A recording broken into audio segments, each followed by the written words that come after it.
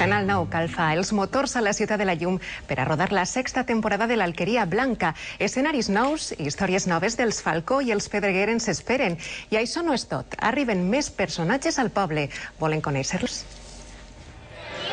Entrem a la lectura del guió general de l'Alqueria Blanca. Els actors repassen junts els primers capítols de la nova temporada. No vull cap explicació, Tomàs. L'humor es respira en l'ambient. A la sala no falta l'equip de direcció, guionistes i producció. Tots estan atents a la trama. I al costat dels personatges de sempre, descobrim cares noves. Sí, un carrer de Valderreus. 5 actors s'incorporen a la sexta temporada. Per a mi és nou tot. És el primer dia que patege la Ciutat de la Llum i és un orgull. Estic flipant en les instal·lacions de la Ciutat de la Llum i estic emocionat, de veres. Moltes ganes d'encetar. El bar, la plaça del poble, la botiga són els escenaris de sempre, que ara incorporen nous personatges i noves històries que anirem descobrint a poc amb l'estrena d'esta nova temporada.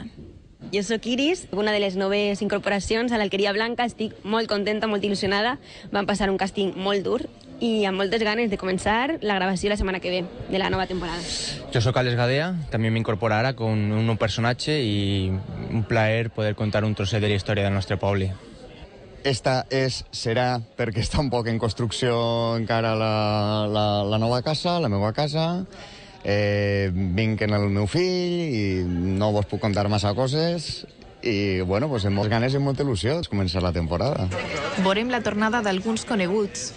Torne a casa de la meva cosina, treballar un poquet així en la tenda i torne la meva xiqueta, que és molt bonica, que ja sabeu que es diu Doreta i que la vaig a cuidar molt.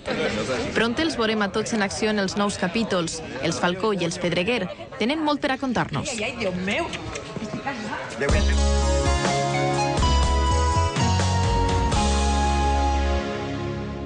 Espai patrocinat per la Conselleria d'Agricultura, Pesca i Alimentació.